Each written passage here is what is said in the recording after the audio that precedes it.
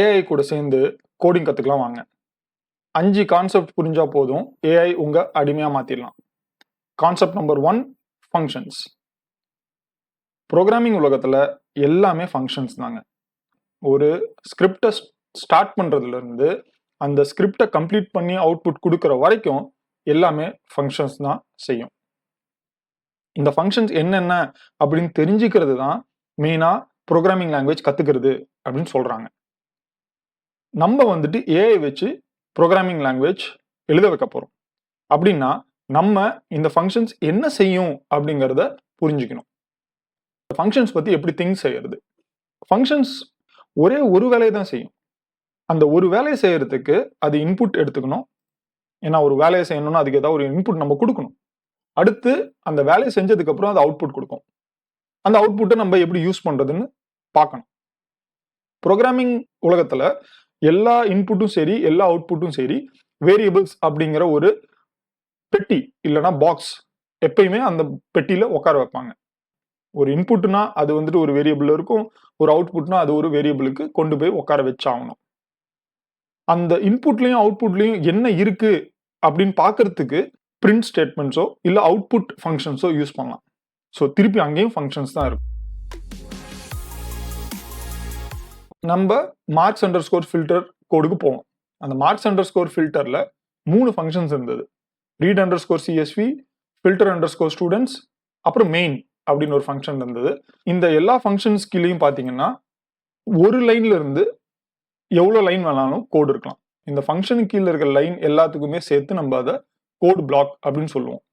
22வது லைன்ல இருந்து 29வது லைன் வரைக்கும் ஒரு கோட் பிளாக். இப்போ நான் இந்த மெயின் ஃபங்க்ஷனை நான் கூப்பிடணும் அப்படின்னா கூப்பிடுறது இந்த மாதிரி மெயினுக்கு அப்புறம் இந்த ஓப்பன் க்ளோஸ் பிராக்கெட்ஸ் வச்சு கூப்பிட்டா இந்த ஃபங்க்ஷன் எக்ஸிக்யூட் ஆகும். ஸோ இங்க 31வது லைன்ல கூப்பிட்டா 21வது லைனுக்கு போகும். எங்க டிஃபைனா இருக்கும் அங்க போகும். அங்க போயிட்டு அதுக்கு கீழே என்னென்ன லைன்ஸ் இருக்கோ அதெல்லாம் எக்ஸிக்யூட் பண்ணிட்டு ரிட்டர்ன் இங்கே வந்துடும். எல்லா பைத்தான் ஃபங்க்ஷன்ஸுக்கும் எண்டில் ஒரு ரிட்டர்ன் ஸ்டேட்மெண்ட் கன்ஃபார்மா இருக்கும். இங்க ரிட்டர்ன் ஸ்டேட்மெண்ட் எழுதுனாலும் அங்க ரிட்டர்ன் ஸ்டேட்மெண்ட் பை டிஃபால்ட் போடப்பட்டிருக்கும்.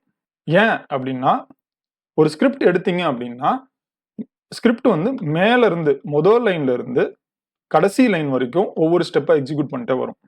நம்ம கிட்ட இருக்கிற ஸ்கிரிப்டை பொறுத்த வரைக்கும் மேல இம்போர்ட் சிஎஸ்வி அப்படின்னு நம்ம இம்போர்ட் பண்ண அடுத்த செகண்ட் csv.py அப்படிங்கிற ஃபைலை எக்ஸிக்யூட் பண்ணும். இது ஏன் எக்ஸிக்யூட் பண்ணும், இது என்ன அப்படிங்கிறது நம்ம 3வது கான்செப்ட்ல பார்ப்போம்.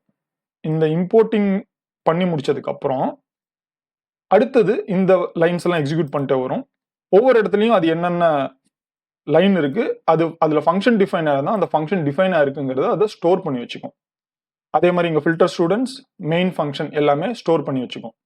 ஸ்டோர் பண்ணி வச்சுக்கிட்டு 31வது லைன் வந்ததுக்கு அப்புறம் மெயின் ஃபங்க்ஷனை கூப்பிடும். இந்த மெயின் ஃபங்க்ஷன் தான் வந்துட்டு ஸ்டார்டிங் பாயிண்ட். சாட்ஜிபிடி வந்துட்டு நம்மளுக்கு மெயின் அப்படிங்கிற பேர்ல ஸ்டார்ட் பண்ணிருக்கு. இது ஏன்னா பைத்தான் வர்றதுக்கு முன்னாடி ஜாவா, C++ அப்படிங்கிற ப்ரோக்ராமிங் லாங்குவேஜ்ல எல்லாமே மெயின் அப்படிங்கிற ஃபங்க்ஷன் தான் வந்துட்டு என்ட்ரி பாயிண்டா இருந்தது. ஸோ அந்த என்ட்ரி பாயிண்ட் வந்துட்டு இந்த இடத்துல நம்ம கோட்ல மெயின் அப்படிங்கிற ஃபங்க்ஷன். மெயின் அப்படிங்கிற ஃபங்க்ஷன்ல பார்த்தீங்க அப்படின்னா நம்ம ஸ்டார்டிங் இன்புட் எல்லாமே இருக்கு. அந்த ஸ்டார்டிங் இன்புட் அப்புறம் நம்மளுக்கு என்ன தேவை, முதல்ல ஃபைலை ரீட் பண்ணோம். அதுக்கு வந்து ரீட் சிஎஸ்வி அப்படிங்கிற கோடு ஆல்ரெடி எழுதியிருக்கோம். அடுத்து ஃபில்டர் பண்ணோம் ஸ்டூடெண்ட்ஸை மார்க் பேஸ் பண்ணி. அது வந்து ஃபில்டர் ஸ்டூடெண்ட்ஸ் அப்படிங்கிற ஃபங்க்ஷன் பண்ணுது. ஃபில்டர் பண்ணி முடிச்சதுக்கப்புறம் நம்மளுக்கு அவுட்புட் வேணும். அதை வந்துட்டு இந்த இடத்துல பிரிண்ட் ஃபங்க்ஷன் பண்ணுது.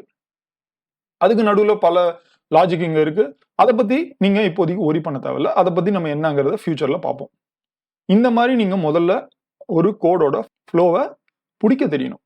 ஒரு கோடோட ஃப்ளோவை கண்டுபிடிச்சிட்டீங்க அப்படின்னா உங்களுக்கு பல விஷயத்த நீங்க மேனேஜ் பண்ணிடலாம்.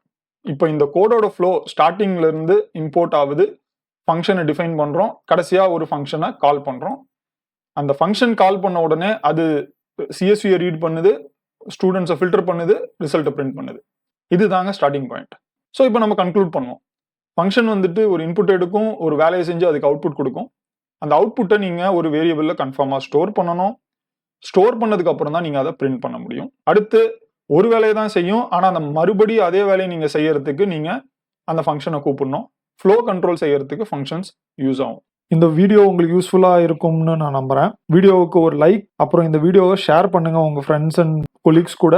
இதே மாதிரி வீடியோஸ் உங்களுக்கு இன்னும் வேணும், இதை பற்றி அப்டேட்ஸ் வரணும் அப்படின்னா சேனலுக்கு சப்ஸ்கிரைப் பண்ணுங்கள். கணினி கமல் சேனல் பார்த்ததற்கு நன்றி. மீண்டும் சந்திக்கும் வரை பவர்ஃபுல்லாக இருங்க.